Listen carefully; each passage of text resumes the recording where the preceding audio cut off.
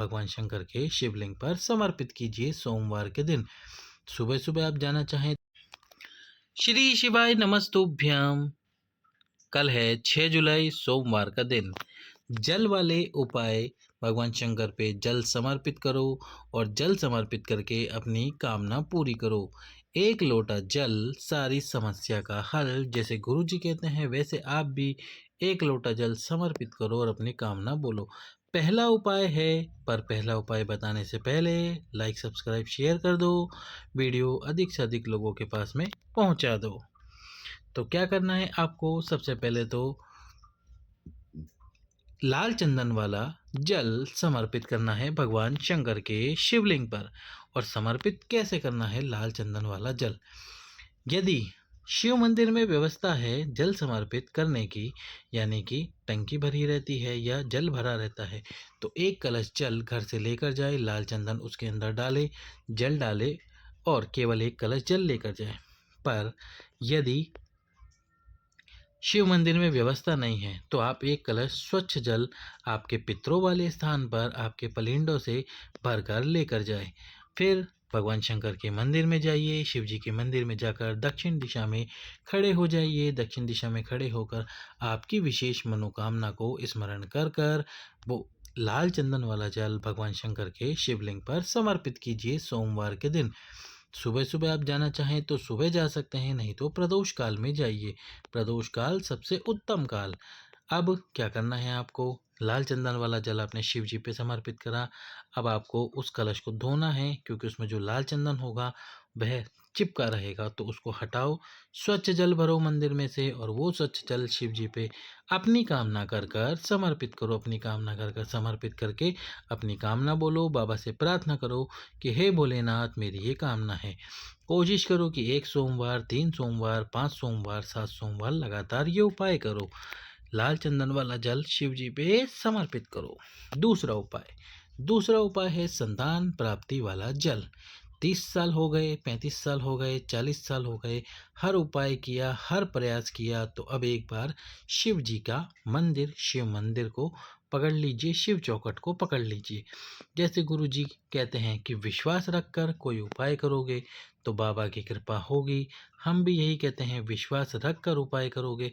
अब पूछने वाले यही पूछते हैं कि भैया कब तक रखना है विश्वास? 1 महीना हो गया, 3 महीना हो गया, 5 महीना हो गया, 7 महीना हो गया, कब तक विश्वास रखें और कब तक जल चढ़ाएं?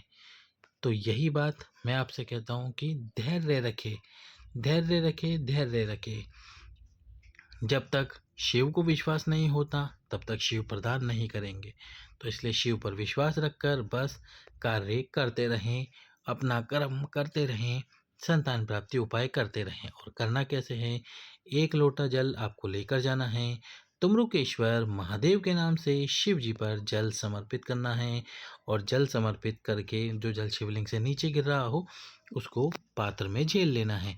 पति और पत्नी दोनों गए हैं तो फिर नंदी जी के सामने आसन लगाकर बैठिए और 11 बार तुमरुकेश्वर महादेव का नाम लेकर उस जल को, कौन से जल को, जो भगवान शंकर के शिवलिंग से नीचे गिर रहा था अपने पात्र में जला, उस जल को आपको पी लेना है, पति और पत्नी दोनों को। दोनों में से यदि कोई भी एक व्यक्ति गया है तो फिर आपको करना क्या है, आपको करना है एक व्यक्ति जो गया है वही जल पिए शिव मंदिर में बैठकर और थोड़ा जल बचा कर लाए अपने जीवन साथी के लिए।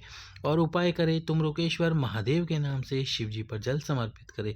जीवन में कोई परेशानी है या फिर शरीर में कोई तकलीफ है जिसका ज्ञान किसी को नहीं, शिव को ज्ञान होगा और वह आपके ऊपर कृपा करेंगे। बस विश्वास के साथ उपाय करते रहें। चलते हैं अगले उपाय की तरफ। अगला जो उपाय है वो है धन प्राप्ति जल। कौन सा जल? धन प्राप्ति जल। 1 कलश जल ले लीजिए और 1 कलश जल लेकर इस 1 कलश जल में डालिए 1 कमलगट्टा। क्या डालना है? कमलगट्टा। और इस जल को लाकर दक्षिण दिशा में खड़े होकर भगवान शंकर के सम्मुख में, दक्षिण दिशा में खड़े होकर शिव जी के सामने दोनों हाथों से कुबेर भंडारी कुबेरेश्वर महादेव का नाम लेकर वो जल समर्पित कर दीजिए। जल समर्पित करते हुए अपनी प्रार्थना कीजिए कि हे भोलेनाथ, कर्जा बढ़ गया है, समाप्त करना आपके हाथ में है। आप पिता हो तो आपको अपने इस पुत्र के कर्जे को समाप्त करना है। हक से मांगो उनसे और उसके साथ ही जल समर्पित करो। जल समर्पित करके मेहनत भी करो। केवल उपाय करने से नहीं होगा, मेहनत भी करनी होगी, प्रयास भी करना होगा और मेहनत प्रयास कर कर उपाय करो। साथ में आसपास जो भी वट वृक्ष हो, बरगद का पेड़ हो जिसमें जड़ ऊपर की तरफ रहती है, बाहर की तरफ जो जड़ लटकी रहती है, उसी वट वृक्ष के नीचे जाओ, बटकेश्वर महादेव का नाम लो और एक कलश जल इस वट वृक्ष की जड़ में समर्पित करो। सोमवार के दिन यदि प्रतिदिन जा सकते हो तो प्रतिदिन चले जाओ, नहीं तो सोमवार के सोमवार करो।